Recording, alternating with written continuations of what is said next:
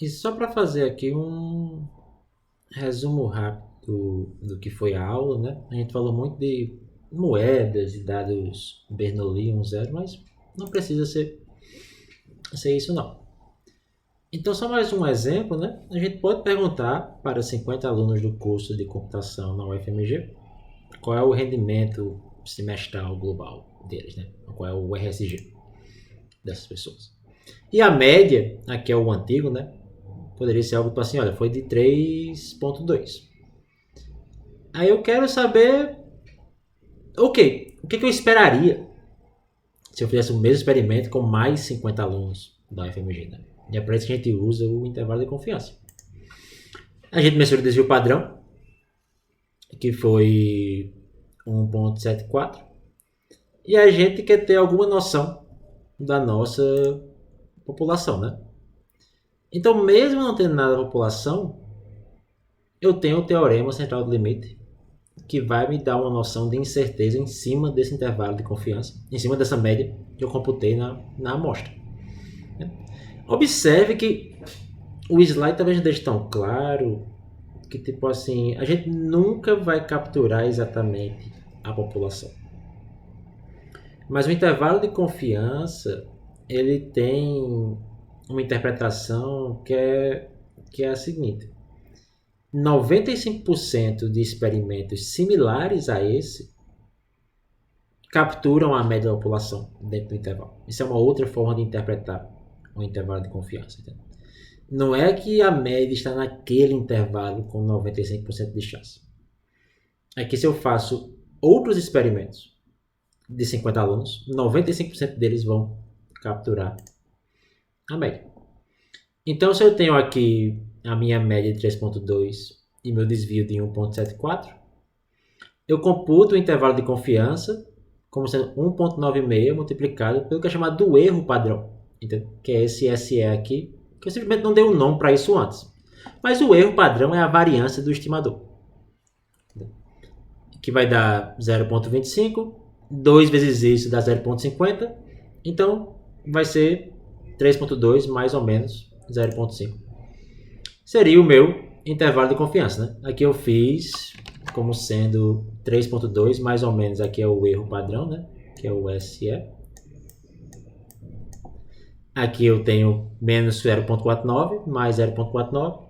Então aqui eu tenho meu intervalo de confiança de 2,6 e 3,8. Então isso é o que você espera 95% das vezes que você repetir esse experimento. Que você vai ver uma média nesse número esse, nessa faixa aí, né? Se você fizer 100, 95 deles vai ter uma média aqui dentro. Se você fizer 1.950, vão ter uma média aqui dentro. E essa é a noção do nosso intervalo de confiança, né? Uma outra forma de ver, que é mais difícil de entender, que gera muita confusão, é essa, né? Se existe uma média real, que eu estou mostrando aqui, mesmo se eu não souber ela, mas a derivação teórica do último vídeo talvez ajude a entender isso, 95% dos intervalos vão conter ela. 5% não vai conter ela. Note que isso é diferente de falar de que a média está aqui dentro com 95% de chance. São 95% dos outros intervalos que eu posso mensurar. Porque 95% das vezes você vai ver uma média dentro daquele intervalo. Essa é meio que a intuição. Então o intervalo de confiança ele é meio que chato de interpretar, mas ele sempre fala da média em um outro experimento com uma amostra do mesmo tamanho. E aqui é só uma pergunta, né? Assim, qual das alternativas é correta? 95% dos alunos têm RSG entre 2,6 e 3,8. Um aluno aleatório tem RSG entre 2,6 e 3,8. Em média, eu espero que um aluno tenha RSG entre 2,6 e 3,8. Uma amostra de 50% de alunos tem 95% dos valores entre 2,6 e 3,8. Intervalos de confiança fala sobre médias. E a única alternativa que fala de média aqui é a terceira. Então, em média, se eu faço um outro experimento com a mesma quantidade de alunos, eu espero um RSG nessa faixa aqui, com 5% de chance de errar. E o intervalo de confiança, ele funciona com algumas premissas, né? Tipo assim, tem que ter uma independência entre os 50 alunos e a amostra não é enviesada. Esse exemplo é claramente enviesado quando eu penso no FMG como um todo. Os alunos da computação não representam os alunos da FAFISC, por exemplo, ou os alunos da engenharia. Certo? E os alunos da computação têm uma correlação grande entre si, que são todos da computação.